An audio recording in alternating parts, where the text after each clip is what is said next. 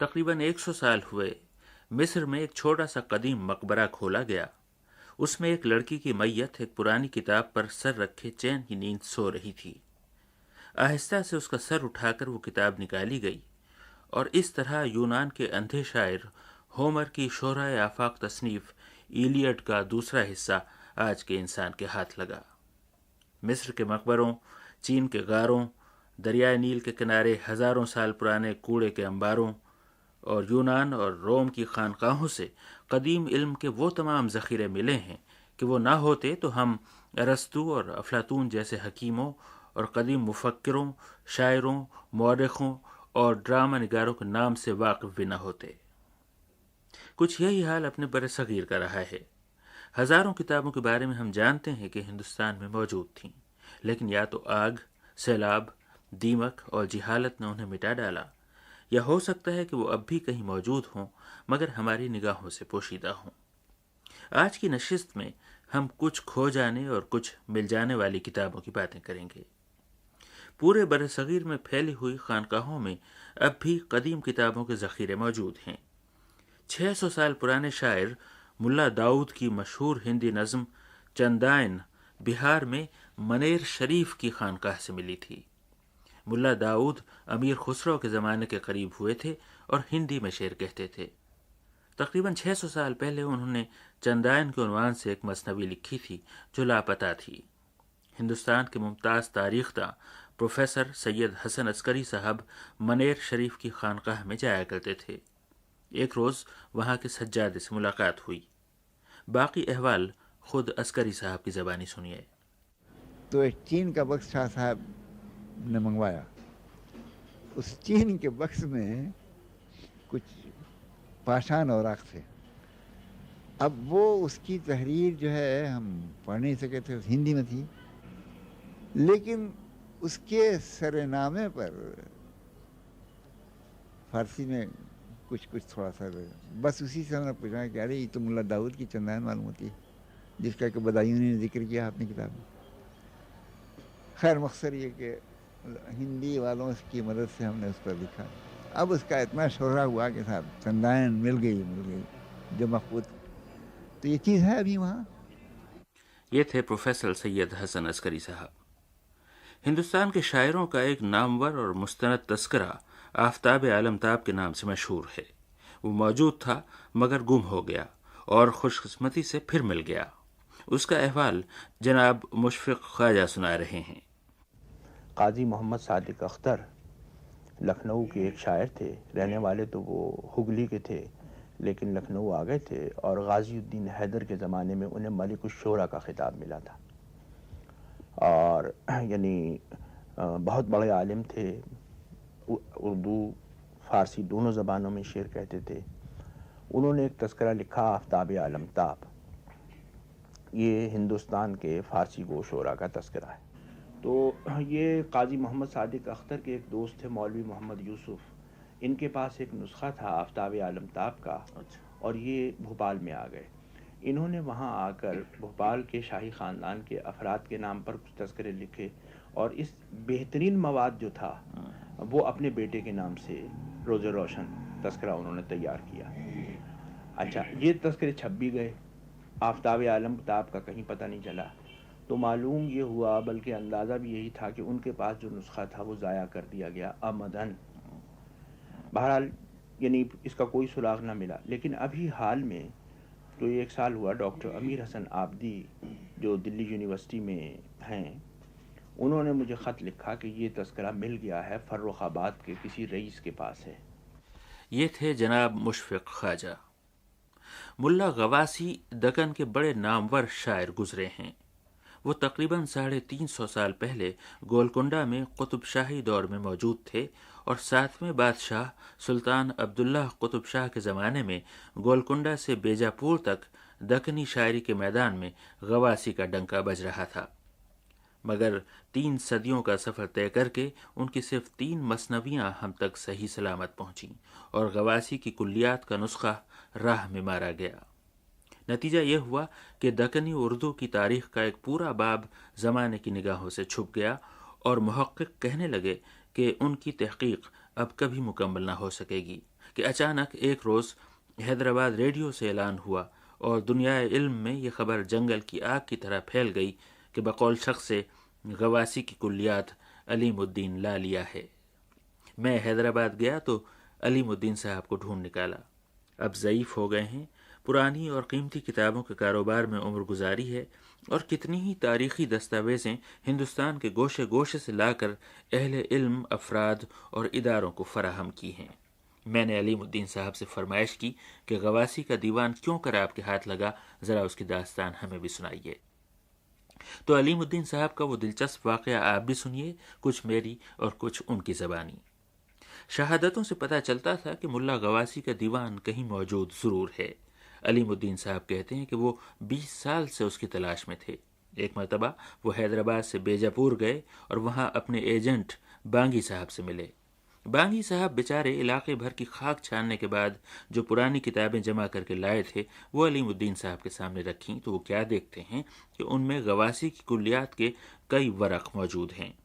علیم الدین صاحب حیرت اور خوشی سے اچھل پڑے اور بانگی صاحب سے پوچھا کہ یہ ورق تم کہاں سے لائے؟ بانگی صاحب نے نہایت سادگی کے ساتھ بتا دیا کہ یہ پورا بستہ وہ صدر الصدور کی جاگیر سے لائے ہیں۔ علیم الدین صاحب فوراً ہی اٹھ کھڑے ہوئے اور کہنے لگے کہ ابھی اسی وقت صدر الصدور کی جاگیر پر چلو۔ بانگی صاحب نے بتایا کہ ان کی جاگیر بہت دور گاؤں دیہات کے علاقے میں ہے، اس کے لیے پہلے ٹرین سے 15 میل دور جانا ہوگا اور وہاں سے 7 میل پیدل چلنا ہوگا اور وہاں پہنچنا بہت مشکل ہے۔ مگر علیم الدین صاحب اڑ گئے۔ جس وقت وہ ٹرین میں بیٹھے سورج غروب ہونے والا تھا اور جب ٹرین تلگی کے اسٹیشن پہ پہنچی اندھیرا ہو چکا تھا اور اسٹیشن بالکل ویران پڑا تھا۔ چاروں طرف کھیت اور جنگل تھے اور دور دور تک انسان کا نام و نشان بھی نہ تھا۔ کیڑے اور جنگلی جانور شور مچا رہے تھے۔ بانگی صاحب نے مشورہ دیا کہ صبح کو بستی میں چلیں گے، رات بھر یہیں اسٹیشن پر سو رہیں۔ مگر علیم الدین صاحب نے کہا میں تو سو نہیں سکتا، ان کیڑوں کی آواز سے معلوم نہیں ہے کیا کیا سانپ ہے، بچھو ہے، کیا ہے، کدھر میں نہیں سو سکتا، جہاں تک ہو سکے پیدل ہی چلیں گے۔ آخر بانگی صاحب کو ہار ماننی پڑی۔ انہوں نے کہا کہ سڑک کے راستے گاؤں کا فاصلہ 7 میل ہے، اگر کھیتوں کے اندر سے چلیں تو گاؤں قریب پڑے گا۔ کلیات غواسی کے اشتیاق میں علیم الدین صاحب کھیتوں میں اتر گئے۔ جوار کی اونچی فصل تھی اور اس کے پتے چاقو چھری کی طرح تیز تھے۔ علیم الدین صاحب نے اپنے ہاتھ بہتیرے شیروانی کی آستینوں میں چھپائے مگر وہ بری طرح زخمی ہو گئے۔ رات 2 بجے یہ دونوں حضرات کڑگی نامی گاؤں میں پہنچے جو صدر الصدور کی جاگیر تھی۔ گاؤں کے کتے بری طرح بھونکنے لگے اور علیم الدین صاحب ڈرے کہ بستی والے اپنے گھروں سے نکل کر اب ان کی خبر لیں گے۔ مگر بانگی صاحب انہیں پولیس چوکی کی عمارت میں لے گئے جو اس وقت خالی پڑی تھی، البتہ آتش دان میں ایک بڑی سی لکڑی جل رہی تھی۔ دونوں نے باقی رات آتش دان کے سامنے گزار دی۔ نیند علیم الدین صاحب کی آنکھوں سے کوسوں دور تھی اور انہیں تو بس صبح کا انتظار تھا۔ جو ہی دن کا اجالا ہوا انہوں نے بانگی صاحب سے کہا بھائی وہ کون صاحب ہے، کس کے پاس سے تم یہ ذخیرہ لائے تھے، ذرا ان کو بلا کے لاؤ۔ بانگی صاحب گئے اور تھوڑی ہی دیر بعد ایک صاحب کو بلا لائے جو صدر الصدور کے رشتہ دار تھے۔ وہ کاندھے پر ناگل اٹھائے کھیتوں کو جاتے تھے۔ شہر سے آئے ہوئے شیروانی اور ترکی ٹوپی میں ملبوس علیم الدین صاحب کو انہوں نے دیکھا تو جھک کر سلام کیا، بہت ادب سے ملے اور مخصوص دکنی لہجے میں پوچھنے لگے ابھی کیا کھائے سو؟ اس پر بانگی صاحب نے جواب دیا کہاں کھائے، رات نیچ تو آئے۔ مہمانوں کو بھوکا پا کر ان صاحب نے اپنا ناگل وہیں پٹخا، دوڑتے ہوئے اپنے گھر گئے اور تھوڑی دیر بعد آ کر مہمانوں کو اپنے ساتھ گھر لے چلے۔ وہاں جا کر علیم الدین صاحب کیا دیکھتے ہیں کہ دسترخوان بچھا ہوا ہے، دہی ہے، بالائی ہے اور پراٹھے ہے، انڈے ہے۔ علیم الدین صاحب رات بھر کے بھوکے تھے۔ اصولاً ڈٹ کر کھانا چاہیے تھا مگر ان کا دھیان تو کلیات غواسی میں لگا ہوا تھا۔ ناشتہ ختم ہوتے ہی اپنے ساتھی سے بولے کہ بانگی صاحب پوچھو تو صحیح کہ کتابیں کہاں ہیں، کدھر ہیں۔ اس پر صدر الصدور کے ان عزیز نے جواب دیا میرے پاس مست کتابیں تھے، 100 کنٹے میں بھا دیا ہوں، 2 مونٹے وہاں رکھے ہوئے ہیں، آپ چاہے تو دیکھ لو۔ یعنی میرے پاس بہت سی کتابیں تھیں مگر سب نالے میں بہا دی ہیں، صرف 2 بوریوں میں بندھی ہوئی کچھ کتابیں پڑی ہیں، آپ چاہیں تو ملاحظہ فرما لیجئے۔ علیم الدین صاحب اس روز ندیدوں کی طرح ان بوریوں پہ جھپٹے۔ میزبان نے ان سے کہا آپ لے کے جاؤ۔ چنانچہ وہ دونوں تھیلے اٹھا کر واپس اسی پولیس چوکی میں آئے اور جلدی جلدی انہیں کھولا۔ علیم الدین صاحب کہتے ہیں میں جب کھول کے دیکھا تو ماشاءاللہ سے اس میں غواسی کے اوراق موجود ہیں، علی نامہ نصرتی کا موجود ہے اس میں۔ اب علیم الدین صاحب نے اپنے میزبان کو ان بیش قیمت کتابوں کا معاوضہ پیش کرنا چاہا اور ان سے کہا کہ اس کے کچھ پیسے لے لیجئے۔ جواب ملا نکو نکو نکو نکو نکو، آپ لے کے جاؤ، سب کنٹے میں بھا دیا ہوں، یہ بھی کنٹے میں بھا دینے کا تھا۔ غرض یہ کہ بڑی مشکل سے اور حجت کے بعد انہوں نے 60 روپے قبول کیے اور مہمانوں کو اپنی بیل گاڑی پر بٹھا کر اسٹیشن تک چھوڑا۔ اس وقت علیم الدین صاحب کا جی چاہتا تھا کہ پڑ لگیں اور وہ اڑ کر حیدرآباد پہنچیں۔ بہرحال وہ گاؤں سے بیجاپور اور بیجاپور سے حیدرآباد پہنچے۔ غواسی کا دیوان ابھی ان کے بغل ہی میں تھا کہ شہر میں ڈھنڈورا ہو گیا کہ خود علیم الدین صاحب کے بقول غواسی کا کلیات علیم الدین لا لیا ہے۔ کلیات غواسی اب آندھرا پردیش کے آرکائیوز میں محفوظ ہے۔ دنیا میں اس کا بس یہی ایک نسخہ ہے۔ اور آخر میں دیوان غالب کا وہ تاریخی نسخہ جو نسخہ بھوپال اور نسخہ حمیدیہ کے نام سے مشہور ہے۔ دیوان غالب کا یہ نسخہ 1821 کے لگ بھگ لکھا گیا تھا جب غالب صرف 25 برس کے تھے۔ پھر یہ نسخہ سن 1915 کے قریب بھوپال میں کتب خانہ حمیدیہ یعنی نواب صاحب کی لائبریری سے نکل آیا۔ اس کی اشاعت ہوئی اور تقریباً 30 سال تک محفوظ رہ کر نگاہوں سے اوجھل ہو گیا۔ دیوان غالب کے اس نسخہ بھوپال کے متعلق وہاں اردو کے استاد اور محقق جناب عبدالقوی دسنوی صاحب بتا رہے ہیں۔ یہاں جو نواب صاحب کی لائبریری تھی، جہاں آپ کے نسخہ بھوپال تھا اور وہ وہاں سے لاپتہ ہو گیا ہے، پتہ نہیں کہاں ہے۔ اس کے علاوہ وہاں عربی فارسی کی بھی، جیسا کہ مجھے اطلاع ملی ہے، کافی نسخے تھے، لیکن ان کا اب تک پتہ نہیں چلا۔ میں خود تلاش میں ہوں کہ کچھ چیزیں وہاں سے دستیاب ہو جائیں، وہ یا تو کسی صندوق میں بند ہیں یا کوئی ایسے کمرے میں بند ہیں جہاں لوگ جا نہیں رہے ہیں۔ میرا خیال یہ کہ نسخہ بھوپال بھی وہیں نہیں چھپا ہوا ہے۔ یہ تو ہوا دیوان غالب۔ اس کے بعد ہے بیاض غالب، جس کا ملنا بھی عجب ہے اور کھویا جانا بھی عجب۔ وہ انشاءاللہ آئندہ ہفتے۔ خدا حافظ۔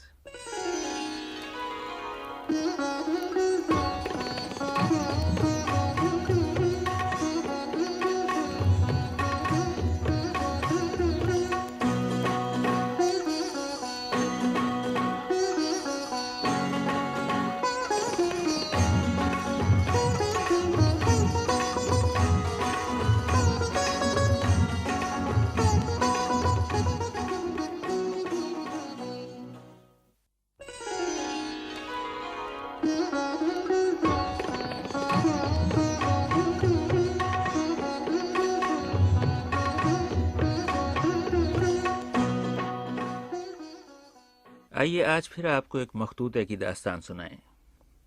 7 اپریل 1969 کی صبح دلی کے ایک اردو روزنامے میں یہ اشتہار شائع ہوا: مرزا غالب کی تحریر دستیاب، ضروری اطلاع۔ ہر خاص و عام کو اور حکومت بہار خصوصاً حاجی عبدالحمید صاحب مالک ہمدرد دواخانہ دہلی اور وہ ادارے جو غالب کے لٹریچر یا اس کی تحریر سے دلچسپی رکھتے ہوں، یہ اطلاع دی جاتی ہے کہ میرے پاس مرزا غالب کی خود نوشت بیاض غیر مطبوعہ موجود ہے۔ اس کی خریداری کے لیے مجھ سے ملیں یا خط و کتابت کریں۔ نوٹ: بیاض کی قیمت کم سے کم 6000 روپے ہوگی۔ توفیق احمد قادری چشتی، امروہہ، ضلع مراد آباد۔ عین ان دنوں جب دنیا بھر میں غالب کی 100 سالہ تقریبات منائی جا رہی تھیں، امروہہ سے پرانی کتابوں کے تاجر توفیق احمد صاحب کا یہ اعلان ایک دھماکہ ثابت ہوا کہ انہیں ایک ایسا دیوان غالب مل گیا ہے جو خود غالب کے ہاتھ کا لکھا ہوا ہے، اور وہ بھی ایسا دیوان جو کبھی شائع نہیں ہوا۔ توفیق احمد صاحب نے خود اس نادر روزگار بیاض غالب کی قیمت 6000 روپے لگائی۔ اردو کی تاریخ میں مرزا غالب کی نسبت سے یہ ایک بہت بڑا اور اہم واقعہ تھا۔ ہندوستان کے خبر رساں اداروں نے یہ خبر ساری دنیا میں پھیلا دی۔ उसकी धूम मच गई। लोग इस ब्याज गालिब की एक झलक देखने के लिए बेचैन थे। चुनाचे कुछ अरसे बाद दिल्ली और लाहौर से ब्याज गालिब के अक्स शाया हो गए। अब ज़रूरत थी कि ब्याज गालिब के असल नुस्खे पर माहिरीन की तहकीक शुरू हो और गालिब की शायरी पर पड़े हुए बारीक और दबीज़ सारे ही पर्दे उठें कि वो दीवान गालिब जितनी शान से नमूदार हुआ था उतनी ही खामोशी और पुरस्रार खामोशी से लापता हो गया। और ये हाल अब किसी हाल नहीं खुलता कि वो कहाँ है, किसके पास है, कौन उसे छुपाए बैठा है और इस छुपाने में मसलहत क्या है।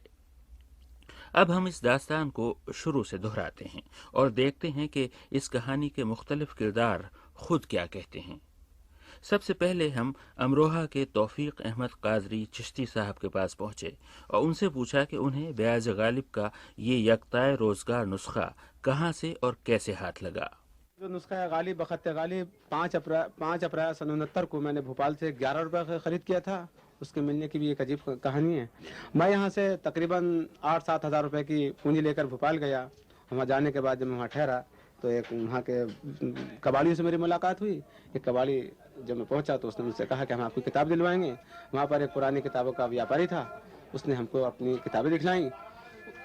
जब कितनी अलमारी खोली उसने, बहुत सी किताबें निकली, दीवान गालिब निकला और भी किताबें निकली। हमने जाते सबसे पहले दीवान गालिब पे हाथ नहीं रखा, बल्कि हर किताब को हम पूछते चले गए। ये हमारा तिजारती टैग था। और उसके बाद हमने उनसे कहा कि इस किताब की क्या कीमत मांगते हैं, तो उन्होंने कहा कि आप बताइए। कहा आप बताइए। तो अपने वही ताजराना उसूल इख्तियार किया हमने कि हमारे यहाँ एक उसूल है कि बेटे का नाम हमारे यहाँ बाप ही रखता है, आप इसकी कीमत बोलिए। उन्होंने हमसे इसके 25 रुपये अव्वलन तलब किए। होते होते वो 10 रुपये में सौदा हुआ और 1 रुपया उन्होंने हमसे और लिया। उसको आपको अंदाजा हो गया था कि ये किताब कितनी अहम है? ये मुझे अंदाजा हो चुका था। अमरोहा के तौफीक अहमद साहब की इस रिवायत की तस्दीक करने के लिए हम भोपाल पहुंचे और उन ताजिर कुतुब की तलाश शुरू की जिनसे तौफीक साहब कहते हैं कि दीवान गालिब सिर्फ 11 रुपये में खरीदा गया। भोपाल में हमने एक साहब जनाब महमूद हसन को ढूंढ निकाला जो न सिर्फ उन ताजिर कुतुब बल्कि इस दीवान गालिब के मामले से भी वाकिफ थे। हमने उनसे पूछा कि अमरोहा के तौफीक अहमद साहब को ये दीवान गालिब किसने दिया था। तौफीक हसन साहब ने, और वो असल में किसी कबाड़ी के यहाँ रद्दी में मिल गया, वहाँ इब्राहिमपुरे में पठान कबाड़ी हैं उनके यहाँ, और इनके हाथ लग गया, ये समझे नहीं। हालांकि डॉक्टर अमीर हसन साहब जो फारसी के प्रोफेसर थे इसके दिल्ली यूनिवर्सिटी के, उसको तशरीफ़ लाए थे उसकी तलाश में। उन्होंने मेरे सामने इनसे कहा था कि अगर तुम उसको ना समझो तो मेरा कहा था कि इसको बता देना, तो ये मुझे इत्तला कर देगा तो मैं उसे ले लूँगा आपसे।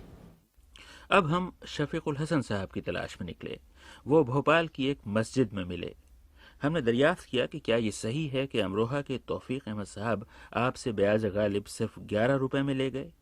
शफीकुल हसन साहब ने कहा कि वो तो मैंने मज़ीद तहकीक और तस्दीक के लिए उन्हें आरियतन और अमानतन दी थी। उसे वो 11 रुपये की एक और किताब के अंदर रख कर ले गए थे। ख़रीदारी के दावे के मुतालिक शफीकुल हसन साहब ने कहा, ये वाक़या के बिल्कुल ख़िलाफ़ है, बल्कि वाक़या वही है कि उन्होंने तारीख़ तोंक मतुआ जो 11 रुपये मुझसे ख़रीदी थी, उसमें या औराक गैर मुजल्लद जो दीवान गालिब कलमी नुस्खा और मखतूता था, इसको रख कर वो किताब घर इस्माइल साहब जो बुधवारा के अंदर वन किताब घर रहा, वहाँ ले गए, उनको दिखलाया और उन्होंने बस कभी तस्करा उनसे दरियाफ़्त किया ये कितने में लाए, तो उन्होंने वही कहा कि 11 रुपये में ख़रीद कर लाया हूँ। मकसूद नूरानी साहब भी इत्तेफाक से वहीं बैठे थे, चुनांचे उन्होंने समझे कि ये सब 11 रुपये में ख़रीद लाए, जबकि वो मखतूता उनके पास गया आरियतन और अमानतन दिया गया था बराए फ़रोख्त, लेकिन फ़रोख्त नहीं किया गया था। ये इसमें सरी व गलत बयानी है जिसका वो बाद में एतराफ़ भी कर चुके हैं। आप कानूनन उसके मालिक आप हैं? जी हाँ, कानूनी यकीनी मैं ही उसी का मालिक हूँ। भोपाल के शफीकुल हसन खान साहब के इस दावे की तस्दीक हमने अमरोहा के तौफीक अहमद साहब से चाही। हमने उनसे पूछा कि क्या ये तय हो चुका है कि ब्याज गालिब के इस तारीखी नुस्खे का असल मालिक कौन है। ये मालिक तय हो चुका है कि मैं इसका मालिक हूँ और मौलाना अर्शी के साहबजादे को ये उनका मेरा एग्रीमेंट हुआ था, उन्होंने तस्लीम है, उन्हीं को नहीं बल्कि तमाम दुनिया को तस्लीम है कि इसका ओनर जो है वो तौफीक अहमद है। यहाँ से मौलाना अर्शी के साहबजादे यानी रामपुर के अकबर अली खां अर्शीज़ादा साहब भी इस दास्तान में शामिल हो गए।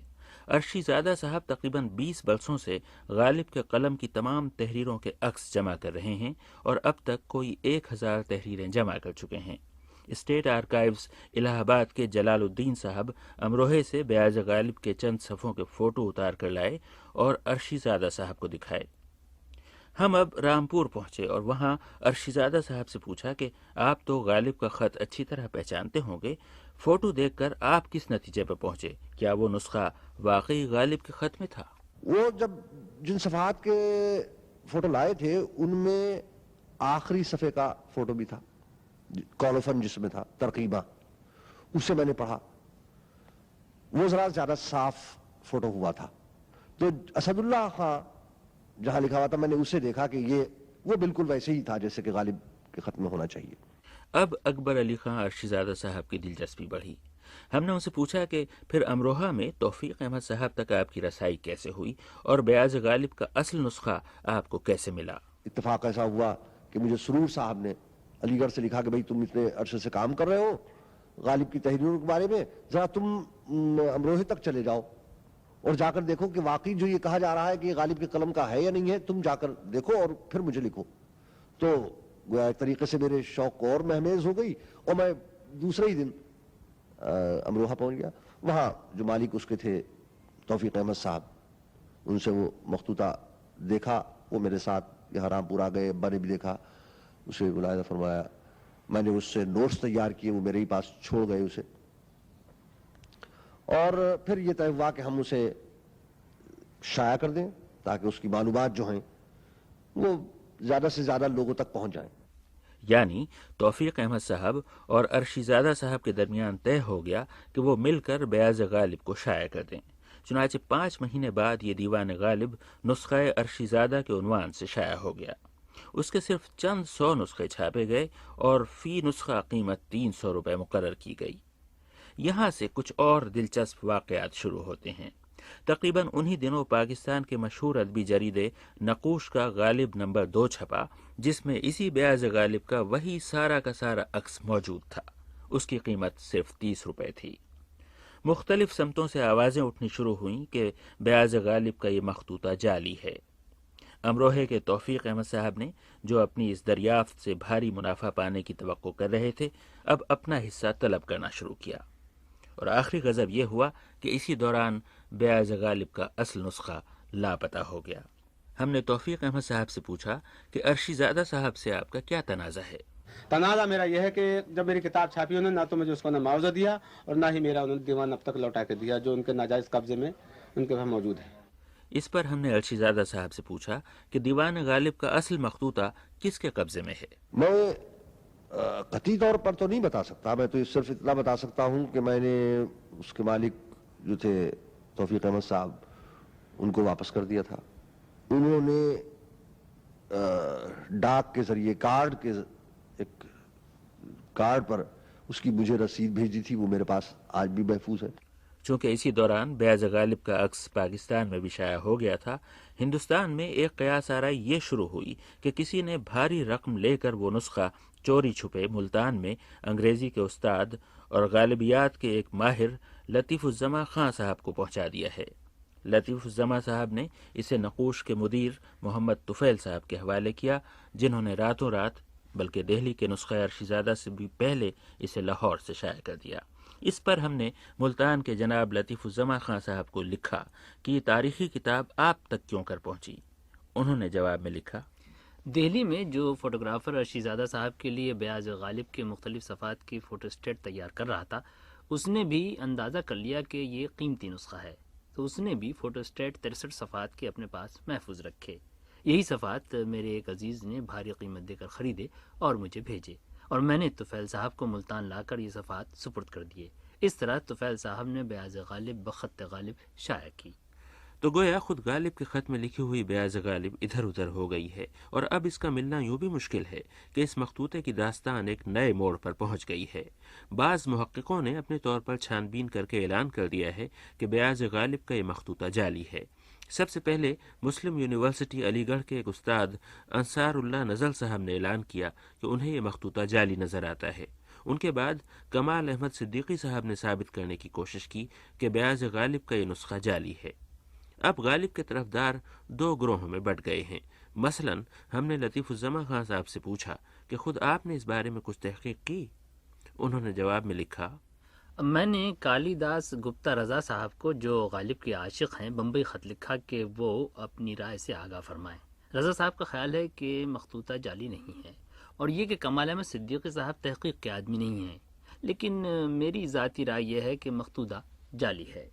ہم نے ادارہ یادگار غالب کراچی کے جناب مرزا ظفر الحسن صاحب کو لکھا کہ آپ کیا کہتے ہیں؟ ان کا جواب آیا، جب کمال احمد صدیقی صاحب نے اتنی مفصل اور جامع کتاب بیاض غالب کے خلاف لکھ دی، تو اب وہ لوگ جنہوں نے بیاض غالب کی تعریف میں زبردست خطبات دیے تھے خاموش کیوں ہو گئے؟ انہوں نے جواب میں کچھ لکھا کیوں نہیں؟ اس کے دو ہی جواب ہو سکتے ہیں، یا تو یہ کہ اعتراضات پڑھ کر انہیں بھی یقین ہو چلا ہے کہ بیاض غالب کا یہ نسخہ جعلی ہے، یا یہ کہ اس داستان کے کسی کردار کی نیت ٹھیک نہیں رہی، اس لیے اب کسی کو کیا پڑی ہے کہ بیاض غالب کی حمایت میں زبان کھولے اور ایک ایسی شے کی وکالت کرے جو نہ معلوم کہاں کس کی تاریک الماری میں بند ہے، اور جس کے بارے میں اب یوں محسوس ہونے لگا ہے کہ وہ شاید ہمیشہ ہی بند رہے گی۔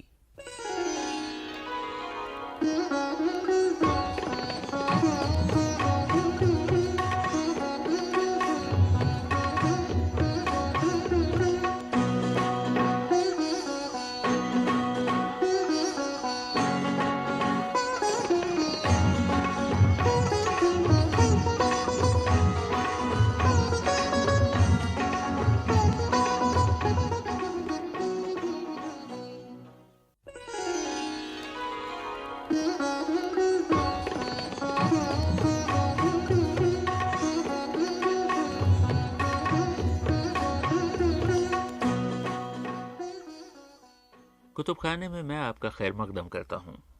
یہ بتائیے کہ کیا آپ کے گھر میں باپ دادا کے زمانے سے چلی آنے والی پرانی کتابیں موجود ہیں؟ کیا ان میں ہاتھ سے لکھی ہوئی کتابیں بھی ہیں؟ کہیں وہ بکسوں یا الماریوں میں بند تو نہیں پڑی ہیں؟ پڑی ہیں تو کیا آپ انہیں کبھی کبھار دن کی روشنی دکھاتے رہتے ہیں یا نہیں؟ آپ نے انہیں کیڑے مکوڑوں سے اور گلنے سڑنے سے بچانے کے لیے کچھ کیا ہے یا نہیں؟ کیا آپ کتابوں کو احتیاط سے رکھنے کے اخراجات برداشت کر سکتے ہیں؟ کیا آپ نے کبھی اس بات پر غور کیا ہے کہ اپنی قدیم اور قیمتی کتابوں کو کسی بڑے کتب خانے میں جمع کرا دیں جہاں وہ طویل عرصے کے لیے محفوظ ہو جائیں اور آپ کی یادگار بن کر باقی رہ جائیں؟ اگر آپ پروگرام کتب خانے میں ہماری گفتگو سنتے رہے ہیں تو اس قسم کے سوال پہلے ہی آپ کے ذہن میں پیدا ہوتے رہے ہوں گے۔ آج آپ کے نمائندہ بن کر ہم کچھ اسی قسم کے سوال ڈاکٹر ضیاء الدین احمد شکیب سے پوچھ رہے ہیں، جن کی عمر کا بڑا حصہ کتب خانوں اور آرکائیوز میں ریسرچ کرتے ہوئے گزرا ہے۔ انہوں نے غریب گھرانوں میں، رئیسوں کی حویلیوں میں، لائبریریوں اور سرکاری دفتروں میں ان گنت کتابیں اور بے شمار دستاویزیں دیکھی ہیں، ان کی حالت دیکھی ہے، ان کے مسائل دیکھے ہیں اور ان مسائل کے حل پر غور کیا ہے۔ تو سب سے پہلے ہم ڈاکٹر شکیب سے یہ پوچھتے ہیں کہ آپ نے عام لوگوں کے گھروں میں جو کتابیں دیکھی ہیں، کیا خیال ہے آپ کا، وہ محفوظ ہیں یا ان کے ضائع ہو جانے کا خطرہ ہے؟ ہاں، میں یہ سمجھتا ہوں کہ ان کے ضائع ہونے کا خطرہ زیادہ ہے۔ ہندوستان میں تو عام طور پر جو رجحان ہے وہ یہ کہ اب وہاں کی معیشت اور وہاں کی زندگی کا ڈھانچہ بدل گیا ہے۔ فرد کی گرفت میں اب زیادہ چیزیں نہیں، اب تو زیادہ تر چیزیں عوام کی گرفت میں آ رہی ہیں۔ وہ زندگی جب بڑے بڑے نواب اور امرا اور جاگیردار ہوتے تھے، ان کی زندگی مضبوط تھی، ان کے مکان بڑے زبردست، اس میں کتب خانے اور ملازمین سب کی سہولتیں اور اس کے وسائل ان کے پاس موجود تھے۔ وہ کتب خانے اکٹھا کرتے تھے اور ان کی حفاظت کر سکتے تھے۔ لیکن اب معاشرت و معیشت دونوں میں ایسا بڑا فرق آیا ہے کہ فرد کے بس میں یہ نہیں رہا ہے کہ وہ اہم کتابوں کو محفوظ کرے۔ اب ہمارا اگلا سوال یہ ہے کہ عام لوگوں کے گھروں میں آپ نے کیسی کیسی چیزیں دیکھیں، اور کیا آپ نے ان چیزوں کے مالکوں کو ان کی اہمیت اور بچانے کی ضرورت سے باخبر پایا؟ اور وہ مخطوطے جو خوشنویسی، خطاطی، علم و ہنر کے نادر مرقع ہیں، جن کا ایک ایک صفحہ ایسا ہے کہ اس کو کسی میوزیم میں آویزاں کیجئے تو وہاں کی رونق بڑھ جائے، اور ان کا حال یہ ہے کہ ان لوگوں کے ہاتھ میں ہے جن کو یا تو اس کا احساس نہیں ہے، یا احساس ہونے کے باوجود ان کو یہ معلوم ہی نہیں ہے کہ اس کا تحفظ کریں کیسا۔ اس کے بعد ہم ڈاکٹر شکیب صاحب سے خود ان کی رائے پوچھتے ہیں کہ جو افراد یا چھوٹے اور نجی ادارے پرانی کتابوں کے ذخیرے لیے بیٹھے ہیں اور اب اس قومی ورثے کو بچانا ان کے لیے دشوار ہوتا جا رہا ہے، ان لوگوں یا اداروں کے لیے کیا بندوبست ہونا چاہیے؟ یہ بہتر ہے کہ ان کی انجمنیں بنائی جائیں اور ذمہ دار لوگوں اور بزرگوں کے ہاتھ میں ان کو دیا جائے، اور اس کے ایسے قوانین بنائے جائیں کہ ادارے ہمیشہ ذمہ دار لوگوں کے ہاتھ میں رہیں۔ بر صغیر میں چھوٹے کتب خانے بہت سے ہیں جو بظاہر چھوٹے ہیں مگر علم کے شاندار ذخیرے ان کی تحویل میں ہیں۔ ایسے کتب خانوں کو کہاں لے جایا جائے، ان کا کیا کیا جائے؟ اب ہونا یہ چاہیے کہ جہاں ایسی عمارتیں اور تحفظ کے وسائل اور کتابوں کو رکھنے والے، ان کی مرمت کرنے والے ماہرین وہاں موجود ہوں، چھوٹے کتب خانوں کو اس میں ضم کر دینا چاہیے۔ مگر یہ افراد اور یہ ادارے اور چھوٹے کتب خانے اپنے اس سرمایہ پر ناز کرتے ہیں اور اسے خود سے جدا کرنا نہیں چاہتے۔ اگر وہ اپنی کتابیں کسی بڑے ادارے کو دے دیں گے تو کیا وہ اپنے اثاثے سے محروم نہیں ہو جائیں گے؟ آئیے اس پر ڈاکٹر ضیاء الدین احمد شکیب کی رائے سنیں۔ ایسے ادارے بنائے جائیں جن میں مختلف چھوٹے اداروں کو ان کے اپنے حق ملکیت اور حق تحفظ برقرار رکھتے ہوئے اپنی چیزوں کو وہاں محفوظ کرانے کا اختیار ہوگا، جیسے بینک میں لے جا کے ڈپازٹ کرتے ہیں، قلمی کتب خانوں میں لے جا کے ان کو ڈپازٹ کریں، اور اس کی اجازت ہو کہ جو لوگ کتب خانے کے کارپرداز ہیں وہ ان کی مرمت کریں، ان کی تصویریں بنوائیں، اور ریسرچ اسکالرز جو جائیں ان کو اس کو دیکھنے کا موقع ہو۔ آخر میں ہم ڈاکٹر شکیب سے پوچھتے ہیں کہ بر صغیر کے گھرانوں میں اور کتب خانوں میں جو پرانی کتابیں اور دستاویزیں محفوظ ہیں، ان کا آپ کے خیال میں سب سے بڑا مسئلہ کیا ہے اور آپ کے نزدیک اس مسئلے کا حل کیا ہے؟ فارسی کے جو قدیم شکستہ کے اسالیب ہیں، اس کے جو نظم و نسق کے محاورے اور اصطلاحات ہیں، وہ تقریباً لوگوں کی گرفت سے نکلتی جا رہی ہیں۔ اس پر نہ کوئی مناسب ریسرچ پروجیکٹ ہیں، نہ اس کو جاننے والے ہیں۔ اکثر دفتروں کا حال یہ ہے، دفتروں سے میرا مطلب آرکائیوز اور ریکارڈ آفیسز اور کتب خانوں کا ہے، کہ جہاں لوگ بیٹھے ہیں اور ان کے پاس ہزاروں لاکھوں اسناد ہیں لیکن اس کو پڑھ نہیں سکتے، نمبر پڑے ہوئے ہیں۔ اور یہی حال یورپ کے بعض ممالک میں ہے کہ وہاں قدیم ترین ریکارڈ، ہنگری میں سب سے قدیم ریکارڈ فارسی کا ہے، لیکن اس کے باکسز پر انہوں نے نمبر ڈال دیے ہیں کہ اس نمبر سے نکال لیجئے، اور پڑھنے والا اگر زبان جانتا ہو تو نکالے۔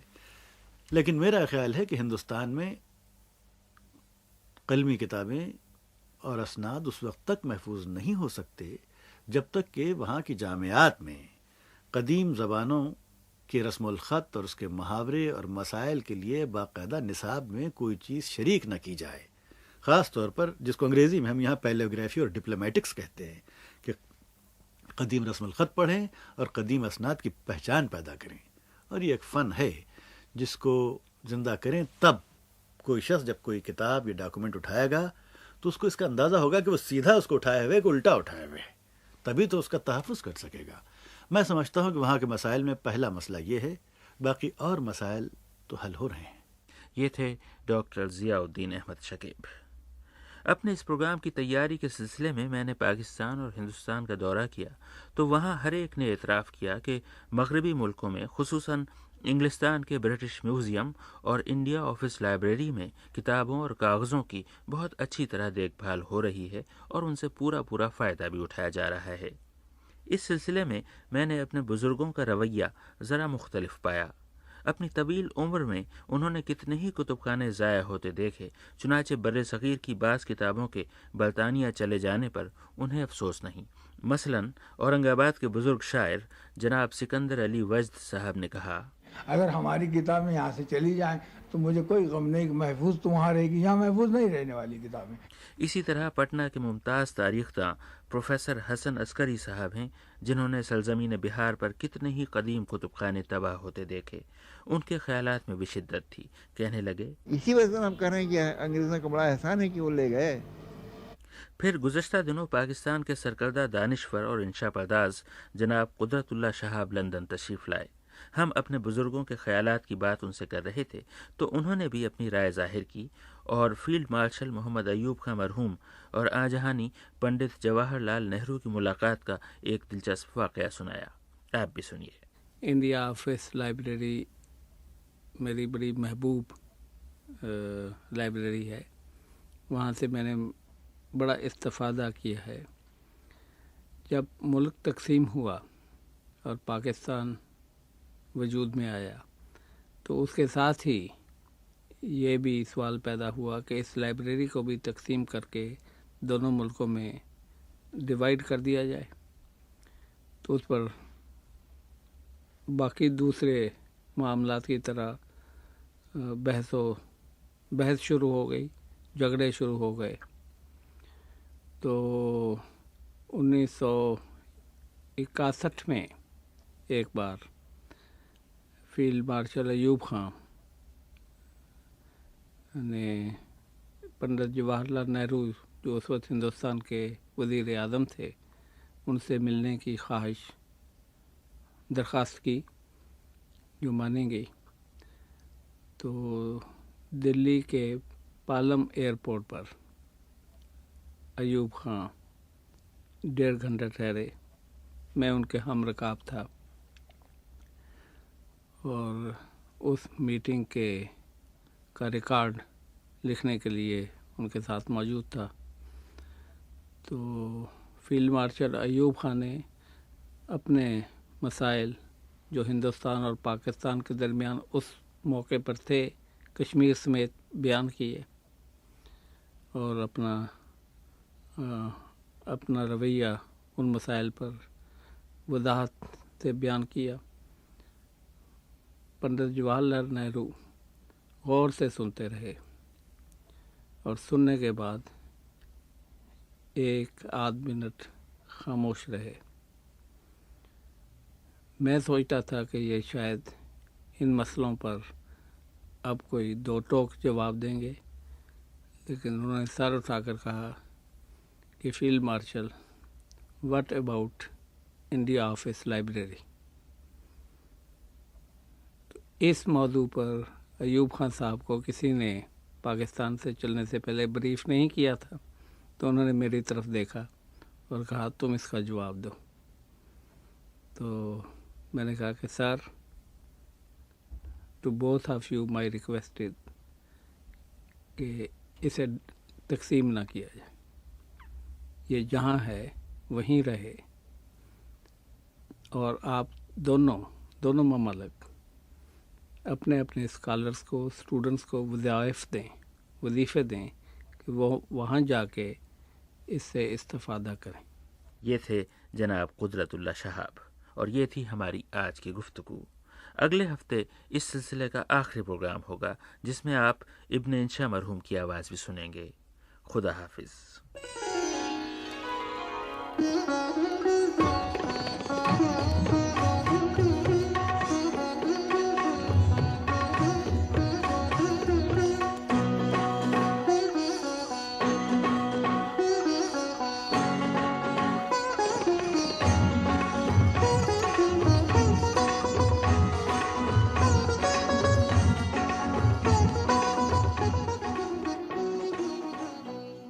शुरू अल्लाह के नाम से जो बड़ा मेहरबान नेमत देने वाला। सब तारीफ अल्लाह को है जो साहिब सारे जहान का, बहुत मेहरबान निहायत रहम वाला, मालिक इंसाफ के दिन का। तुझी को हम बंदगी करें और तुझी से मदद चाहें,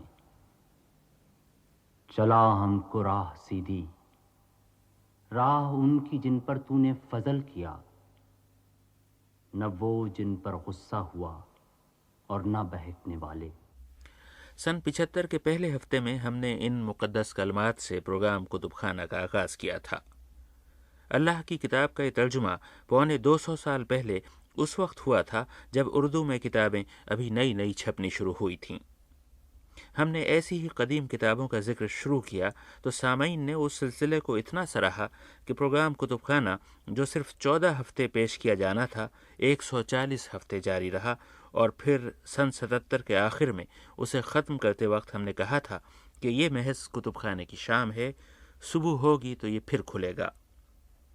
हमने अपना वादा पूरा किया और इस मरतबा बरतानिया के नहीं बल्कि ख़ुद बर्रे सग़ीर के कुतुबखानों का ज़रा मुख्तलिफ ज़ाविये से जायज़ा लिया और आज ये गुफ्तगू अपने ख़ात्मे पर है। मगर अब दोबारा इसकी सुबह होगी या नहीं, इसकी बात हम आखिर में करेंगे।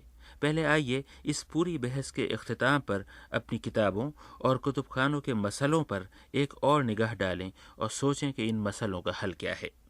सबसे पहले उर्दू के नामवर उस्ताद, मुहक्किक और इंशा पर्दाज जनाब ज्ञान चंद जैन ख़ास तौर पर उन कुतुबखानों का जायज़ा ले रहे हैं जिनमें उलूम शर्क़िया की किताबें चुनी हैं।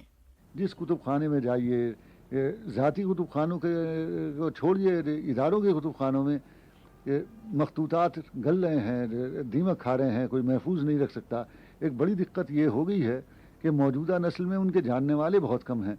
यूनिवर्सिटियों में ये हो रहा है कि रिसर्च करने लोग आते हैं, मुलाजमत की खातिर डिग्री लेनी पड़ती है, लेकिन हर शख्स ये चाहता है कि 20वीं सदी के किसी ज़िंदा अदीब पर तहकीक कर ली जाए, किसी नावल निगार पर, किसी शायर पर, और उसमें बड़ी सहूलत है। उसके पास जाएंगे, वो उससे साने पूछ लेंगे, वही तनकीद लिख के दे देगा और वो किताब तैयार है। एक एक मुसन्निफ पर कई कई काम हो रहे हैं, लेकिन पुराने अदब के 19वीं सदी पे कोई तैयार नहीं होता, 18वीं सदी और उससे पहले की दकनी पर कोई भी आमादा नहीं है। ज़रूरत है कि उसी पर तहकीक की जाए। तो ये जो एक सूरत हाल हो गई है, इसका क्या किया जाए? उर्दू के असातिज़ा में भी कम ऐसे हैं कि जिन्हें कदीम अदब से दिलचस्पी हो। इसके लिए ज़रूरी है कि फ़ारसी जानते हों। अब फ़ारसी का इल्म ही कम होता जा रहा है। फिर मखतूतात से दिलचस्पी हो और उसको तरतीब दें, शाये करें, तो एक उम्र सर्फ होती है जिसका फिलफौर कोई हासिल होता नहीं है। तो ये बड़ी दुश्वारी हो गई है उर्दू के साथ कि उर्दू का जो पुराना ज़ख़ीरा और पुराना ख़ज़ीना है उसको किस तरह से सामने लाया जाए। मतलब ये कि मसला सिर्फ कुतुबखानों और किताबों ही का नहीं बल्कि उन्हें इस्तेमाल करने वालों का भी है। किताबों का और तहक़ीक़ का शऊर और इश्तियाक़ अब पहले जैसा नहीं रहा। उसके बाद जहन में जो सवाल उभरता है, ज्ञान चंद जैन साहब ने खुद ही वो सवाल किया और ख़ुद ही उसका जवाब दिया। ये सब काम किस तरह से हो? या तो कोई एक रिसर्च इंस्टीट्यूट हो जिसमें कुछ तजुर्बेकार मुहक्किक हों, वो काम करें तो हो सकता है, वरना हमारे जो नए रिसर्च स्कॉलर हैं उनमें वलवला तो है, लेकिन उनके पास वो सलाहियत नहीं, उनका वो मुताला नहीं कि उसको सरसब्ज़ कर सकें। ये थे प्रोफेसर ज्ञान चंद जैन साहब जो दक्कन में हैदराबाद यूनिवर्सिटी के शोबा उर्दू के सरबराह हैं।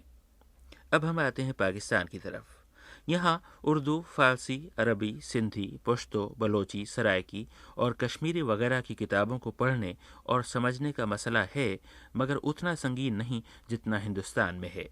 पाकिस्तान में ज़्यादा बड़ा मसला इन किताबों को बचाने का है। मुख्तलिफ घरानों में न जाने कैसे कैसे नवादिर मौजूद हैं, मगर कोई दिन जाता है कि वो ख़त्म हो जाएंगे और मुस्तक़बिल का मुहक्किक हमारी बेहिसी पर आंसू बहाया करेगा। पाकिस्तान में कदीम किताबों और मखतूतों के मसले पर जनाब मुशफ़िक़ ख्वाजा रोशनी डाल रहे हैं। हमारे यहाँ यानी कोई कानून ऐसा नहीं बना कि इन नवादिर की हिफाजत की जाए। दुनिया के तमाम महज़्ज़ब मुल्कों में यानी ज़ाती ज़ख़ीरे जो हैं वो हुकूमतें हासिल करती हैं दो तरह से। एक तो ये कि उन्हें उनकी उजरत, उनका मुआवजा दिया जाता है, और दूसरे ये कि उनमें ये एहसास पैदा किया जाता है कि ये आपकी यादगार के तौर पर तवील अरसे तक ये चीज़ें महफूज रहेंगी, आपका नाम इनके साथ वाबस्ता रहेगा। तो लोग इन दो वजह से अपने ज़ख़ीरों को अलग कर देते हैं। हमारे यहाँ मखतूतात की ख़रीदारी के सिलसिले में कोई दिलचस्पी किसी को नहीं है। जितना भी काम हुआ ये एक फ़र्द की ज़ाती दिलचस्पी की वजह से, और वो मरहूम मुमताज़ हसन, वो मर गए तो ये सिलसिला भी ख़त्म हो गया। जनाब मुशफ़िक़ ख्वाजा खालिस तहक़ीक़ के आदमी हैं और किताबों को जितने करीब से वो देखते हैं और किताबों की हालत ज़ार पर जितनी तशवीश उन्हें होगी आम लोगों को नहीं हो सकती। हमने मुशफ़िक़ ख्वाजा साहब से, जो कराची में रहते हैं, पूछा कि आप ही बताइए इस बारे में क्या होना चाहिए। मेरी राय तो ये है जी कि हुकूमत पाकिस्तान को यानी इस सिलसिले में सबसे पहला काम तो ये करना चाहिए कि जहाँ जहाँ भी ज़ख़ीरे हैं उनकी हिफाजत का इंतज़ाम किया जाए। ऐसे लोगों को मुतय्यन किया जाए जो इन मखतूतात को महफूज करने का काम जानते हों। उसके बाद इनके कैटलॉग बनने चाहिए और काम करने वालों को सहूलतें देनी चाहिए, और जो अहम मखतूतें हैं ان کے فوٹو اسٹیٹ جو ہیں یہاں کے لاہور اور لاہور کے یہاں ہونے چاہیے. تو یہ کام حکومت ہی کر سکتی ہے، کوئی فرد تو کر نہیں سکتا. یہ تھے جناب مشفق خواجہ. انہوں نے کہا کہ جہاں جہاں بھی کتابیں موجود ہیں ان کی فہرستیں بننی چاہیے. بالکل یہی بات جامعہ ملیہ دلی کے استاد پروفیسر گوپی چند نارنگ نے بھی کہی. ان کی تجویز ہے کہ یہ کام بہت سنجیدگی سے اور بڑی باقاعدگی سے اور ضابطے کے ساتھ ہونا چاہیے. ہندوستان کے کتب خانوں کی فہرستوں کے بارے میں پروفیسر نارنگ نے کہا تو کچھ فہرستیں تو چھپی ہوئی ہیں، بانکی پور کی چھپی ہوئی ہیں، کتب خانہ رضائیہ کی کچھ فہرستیں چھپی ہیں، کچھ نہیں چھپی، کچھ کیٹلاگ موجود ہیں، کچھ نہیں.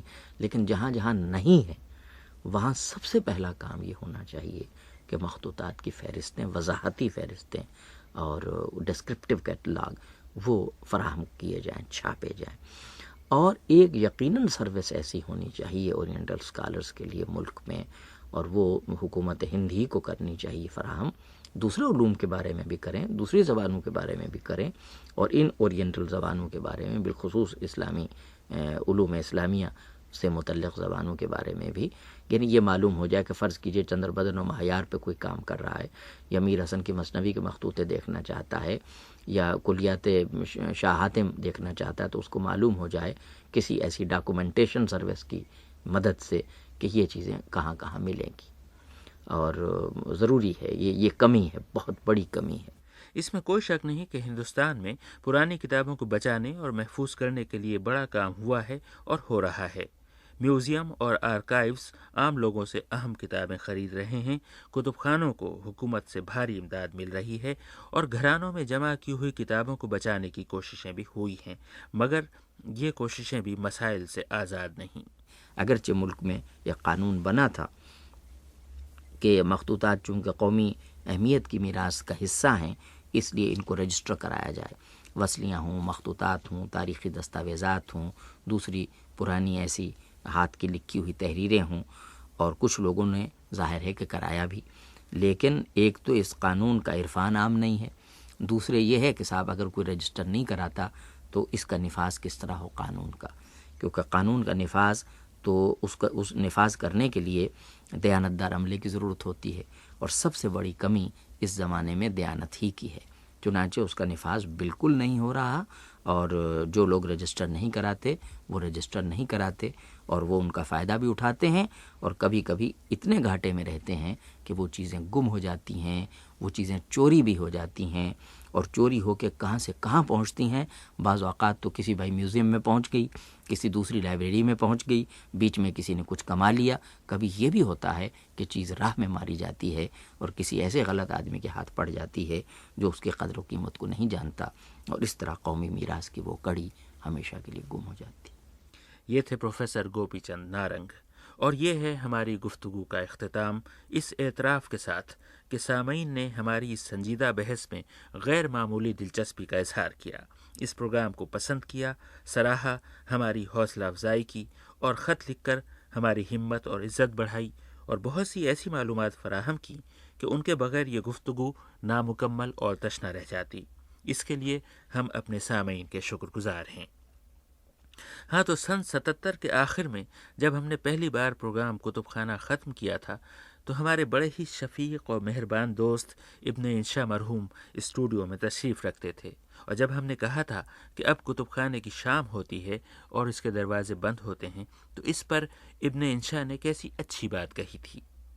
یہ گفتگو ہم انہی کی آواز میں اور انہی کی بات پہ ختم کرتے ہیں، اور آپ سے یہی رخصت چاہتے ہیں. یہ ہیں ابن انشا مرحوم.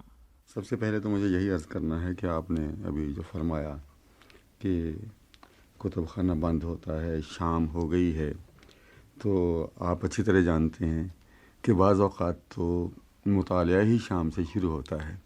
اور کتب خانے کے متعلق میرا عقیدہ یہ ہے کہ مسجد کی طرح اس کے دروازے کبھی بند نہیں ہونے چاہیے، بلکہ مسجد میں تو اوقات مقرر ہو سکتے ہیں، نماز کے مقرر ہو سکتے ہیں، لیکن مطالعے کا کوئی وقت نہیں. بعض لوگ بہت صبح سے، بہت شام سے، آدھی رات کو. تو یہ ٹھیک ہے کہ ہر چیز کا کو میں یہ سمجھتا ہوں آگے چلیں گے دم لے کر والی بات ہے، ورنہ میں کبھی، اگر آپ مجھ سے پوچھتے، کبھی اس پہ راضی نہ ہوتا کہ کتب خانے کو ایک دن کے لیے بھی بند کیا جائے.